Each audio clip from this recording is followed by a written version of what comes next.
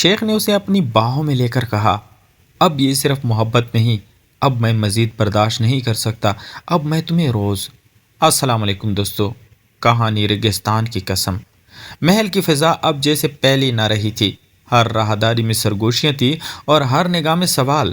شیخ جان چکا تھا کہ عالیہ نے صرف خاندان ہی نہیں بلکہ اس کے کاروبار کے مخالفین کو بھی اشارہ دے دیا ہے کہ اس کی زندگی میں ایک کمزوری آ چکی ہے، اور وہ کمزوری حارث تھا۔ مگر شیخ کے لیے وہ کمزوری نہیں بلکہ طاقت بن چکا تھا۔ اس رات سمندر کے کنارے کھڑے ہوئے جب ہوا تیز تھی اور لہریں شور مچا رہی تھی، حارث نے آہستہ سے کہا کہ اگر اس کی وجہ سے شیخ کو نقصان پہنچ رہا ہے تو وہ چلا جائے گا۔ یہ سن کر شیخ نے فوراً اس کے ہونٹوں پر انگلی رکھ دی اور دھیمی آواز میں کہا، جانے کا لفظ دوبارہ مت کہنا۔ اس کے لہجے میں وہی اقدار تھا، مگر اس بار محبت کی حفاظت کے لیے۔ اس نے حارث کو اپنے قریب کر لیا۔ دونوں کچھ دیر خاموش کھڑے رہے۔ شیخ نے اس کے ماتھے پر بوسہ رکھا، پھر گال پر، جیسے اسے یقین دلا رہا ہو کہ وہ اکیلا نہیں ہے۔ حارث نے شیخ کے سینے پر سر رکھ دیا اور محسوس کیا کہ دھڑکن میں کوئی خوف نہیں، صرف عزم ہے۔ اگلی صبح ایک نئی آزمائش لے کر آئی۔ شیخ کے ایک قریبی ساتھی نے خبر دی کہ مخالف گروپ میڈیا میں اسکینڈل پھیلانے کی تیاری کر رہا ہے تاکہ شیخ کی ساکت کو نقصان پہنچایا جائے۔ یہ سن کر محل میں ہلچل مچ گئی۔ عالیہ کے چہرے پر خاموش اطمینان تھا، مگر شیخ نے فیصلہ کر لیا تھا کہ وہ چھپے گا نہیں۔ اس نے دوپہر کو پریس کانفرنس بلائی اور سب کے سامنے اعلان کیا کہ اس کی ذاتی زندگی اس کا حق ہے اور وہ کسی بے گناہ کو نشانہ نہیں بننے دے گا۔ حارث پردے کے پیچھے یہ سب کچھ دیکھ رہا تھا۔ اس کی آنکھوں میں آنسو آ گئے تھے، مگر دل میں فخر بھی۔ شام کو جب دونوں تنہا ہوئے تو شیخ نے اس کا ہاتھ پکڑ کر کہا کہ اگر حالات مزید خراب ہوئے تو وہ سب کچھ چھوڑ کر نئی جگہ نئی شروعات کرے گا۔ حارث نے مسکرا کر جواب دیا کہ اسے دولت نہیں، ساتھ چاہیے۔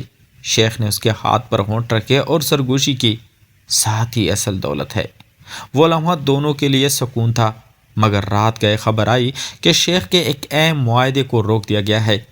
صاف تھا کہ وار شروع ہو چکا ہے۔ حارث نے مضبوطی سے کہا کہ وہ پیچھے نہیں ہٹے گا۔ شیخ نے اسے اپنی باہوں میں لے کر کہا کہ اب یہ صرف محبت نہیں، جنگ ہے، عزت اور سچ کی، اور وہ دونوں مل کر لڑیں گے۔ دور کہیں محل کی بالکونی میں عالیہ کھڑی یہ سب دیکھ رہی تھی۔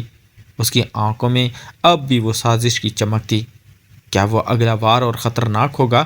کیا شیخ فہد واقعی سب کچھ داؤ پر لگا دے گا، یا دشمن کو کوئی ایسا قدم اٹھائیں گے جو اس رشتے کو ناقابل واپس موڑ پر لے جائیں؟ محل کے در و دیوار گواہ تھے کہ طوفان اب سر پر آ چکا ہے۔ شیخ فہد کے کاروباری معاہدے یک کے بعد دیگرے رکے جا رہے تھے۔ میڈیا میں افواہیں گردش کر رہی تھی اور خاندان کے بزرگ دباؤ ڈال رہے تھے کہ وہ اپنی کمزوری سے پیچھے ہٹ جائے، مگر اس رات سب سو چکے تھے۔ شیخ نے حارث کو محل کی چھت پر بلایا، جہاں سے سمندر کا اندھیرا پانی دور تک پھیلا ہوا دکھائی دیتا تھا۔ ہوا تیز تھی، مگر ان کے درمیان عجیب سا سکون تھا۔ شیخ نے حارث کا ہاتھ پکڑ کر کہا کہ اس کے پاس دو راستے ہیں، یا تو وہ سب کچھ بچانے کے لیے اسے خود سے دور کرتے، یا سب کچھ داؤ پر لگا کر اس کے ساتھ کھڑا رہے۔ حارث کی آنکھوں میں نمی تھی، مگر آواز مضبوط۔ اس نے کہا کہ اسے دولت، محل یا نام نہیں چاہیے، صرف سچ چاہیے۔ یہ سن کر شیخ کی آنکھوں میں وہی چمک لوٹ آئی جو پہلی بار چائے کے کپ کے لمس پر آئی تھی۔ اس نے حارث کو اپنے قریب کھینچ لیا، پیشانی سے پیشانی ملا کر کہا کہ میں نے زندگی میں بہت فیصلے طاقت سے کیے ہیں، مگر یہ فیصلہ دل سے کروں گا۔ پھر اس نے آہستگی سے حارث کے ماتھے پر بوسہ رکھا، جیسے وعدہ ثبت کر رہا ہو، اور اعلان کیا کہ وہ سب کے سامنے سچ بولے گا۔ اگلے دن محل کے بڑے ہال میں خاندان، مشیر اور چند با اثر لوگ جمع تھے۔ عالیہ کو یقین تھا کہ آج شیخ دباؤ میں آ جائے گا، مگر شیخ فہد نے سب کے سامنے صاف الفاظ میں کہا کہ وہ اپنی زندگی کے انتخاب پر شرمندہ نہیں، اور جو شخص اس کے ساتھ ہے وہ عزت کے ساتھ ہے۔ اگر کسی کو اعتراض ہے تو وہ اپنی راہیں جدا کر سکتا ہے۔ یہ سن کر حال میں خاموشی چھا گئی۔ کچھ لوگ ناراض ہو کر اٹھ گئے، کچھ نے سر جھکا لیا، مگر شیخ کی آواز میں ایسا یقین تھا کہ کوئی براہ راست چیلنج نہ کر سکا۔ عالیہ نے آخری کوشش کرتے ہوئے کاروباری نقصان کی دھمکی دی، مگر شیخ نے جواب دیا کہ دولت دوبارہ بن سکتی ہے، عزت نہیں، اور وہ اپنی عزت کسی بے گناہ کو چھوڑ کر نہیں بچائے گا۔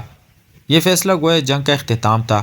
چند مہینے مشکل گزرے، کچھ معاہدے ٹوٹے، کچھ تعلقات ختم ہوئے، مگر شیخ نے نئے شراکت دار تلاش کیے اور آہستہ آہستہ حالات سنبھلنے لگے۔ محل کی فضا بھی بدل گئی۔